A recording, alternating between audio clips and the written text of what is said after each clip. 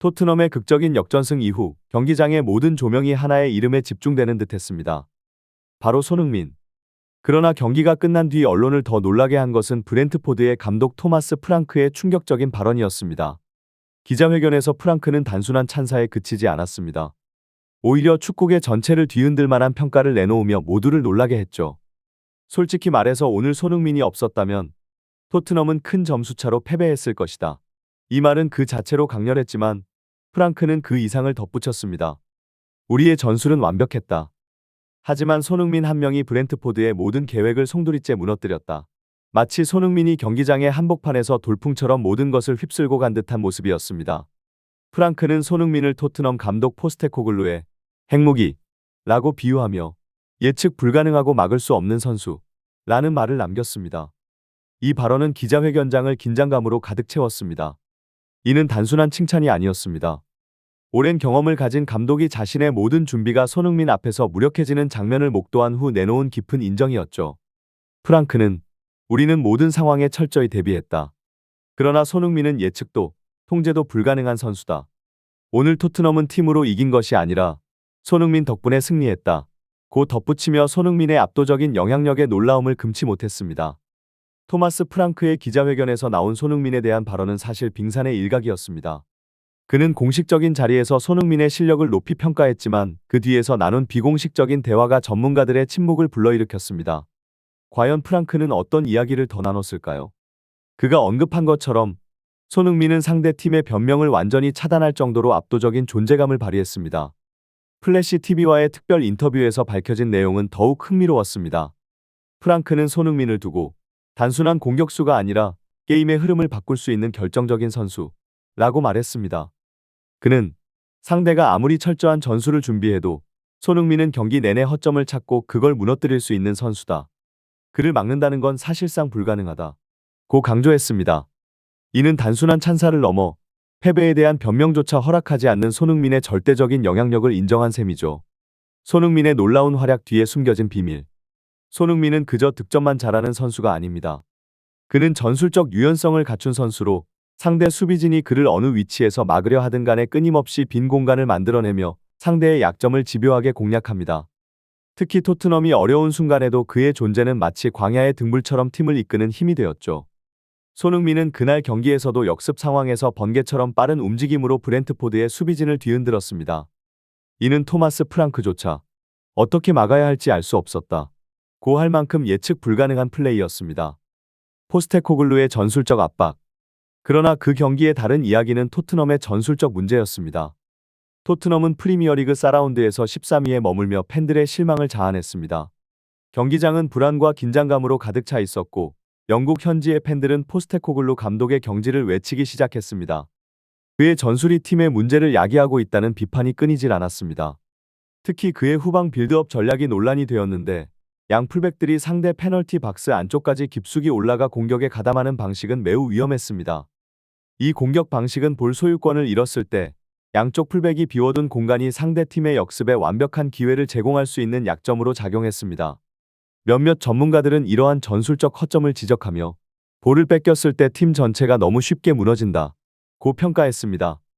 결국 이날 손흥민이 없었다면 토트넘은 큰 점수차로 패배했을 가능성이 크다는 프랑크의 발언은 이러한 전술적 결함을 지적한 것입니다. 손흥민의 활약은 이 약점을 가리는 중요한 요소였고 그가 아니었다면 결과는 크게 달라졌을 것입니다. 토트넘의 전술적 문제는 단순히 이론에 그치지 않고 현실에서 반복되는 장면으로 드러났습니다. 프리미어리그의 여러 구단들은 포스테코글루 감독의 후방 빌드업 전술의 약점을 집요하게 공략했습니다. 특히 역습 상황에서 토트넘의 허술한 수비 전환은 상대 팀에게 기회가 되었고 수차례 결정적인 카운터 펀치로 이어졌습니다.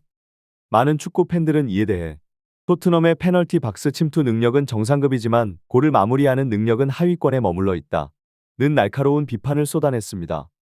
특히 손흥민을 왼쪽 측면에 고립시키고 그가 창의적인 패스 메이커인 제임스 매디슨이나 대한 쿠루셉스키와의 연결을 끊어버리면 토트넘의 공격력은 현저히 떨어진다는 분석이 많았습니다. 과연 손흥민이 고립될 때 누가 골을 터뜨릴 것인가? 라는 냉소적인 의견들이 나오는 것도 이러한 배경에서 비롯된 것입니다. 비관적인 팬들의 전망.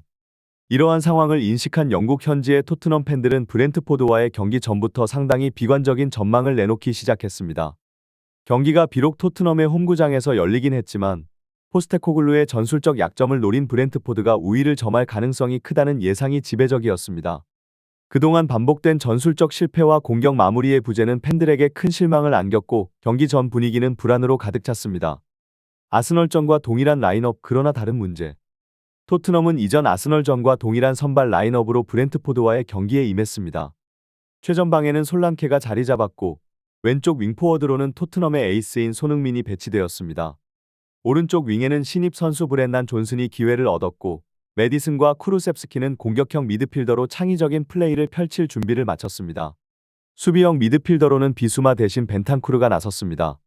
이 라인업은 공격진의 폭발적인 역량을 기대하게 만들었지만 수비 전환과 중원에서의 압박 문제는 여전히 풀리지 않은 숙제였습니다. 브렌트포드는 이러한 허점을 충분히 노릴 수 있는 전술을 준비해왔고 손흥민이 측면에서 고립되었을 때 토트넘의 공격 옵션이 제한되는 점은 경기의 흐름을 결정지을 변수로 작용했습니다. 토트넘의 이번 경기는 팬들과 전문가들 사이에서 극과 극의 반응을 불러일으켰습니다. 특히 손흥민이 좌측 윙포워드로 출전하면서 이 결정이 다시 한번 논란의 중심에 섰습니다. 손흥민이 원톱으로 나선 에버튼전에서 보여준 압도적인 활약을 떠올리며 그가 토트넘 공격의 중심에 있을 때 팀 전체가 빛났다는 평가가 많았지만 이번 경기에서는 손흥민이 측면에 고립될 것이라는 우려도 있었습니다. 경기가 시작되자마자 이런 우려는 현실이 되었고 토트넘의 6만 관중은 그야말로 충격에 휩싸였습니다. 전반 23초 만에 브렌트포드의 은베우모가 우측에서 올라온 크로스를 논스톱으로 차 넣어 토트넘의 골망을 흔들었을 때 경기장은 갑작스러운 정적에 잠겼습니다. 경기 시작과 동시에 실점하는 장면은 그야말로 악몽과도 같았고 팬들은 망연자실한 표정으로 이를 지켜볼 수밖에 없었습니다.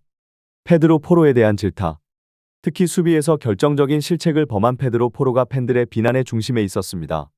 포로는 수비수로서의 역할을 제대로 수행하지 못했다는 비판을 받으며 수비도 제대로 못하는데 무슨 중거리 슛을 논하느냐는 팬들의 분노가 폭발했습니다.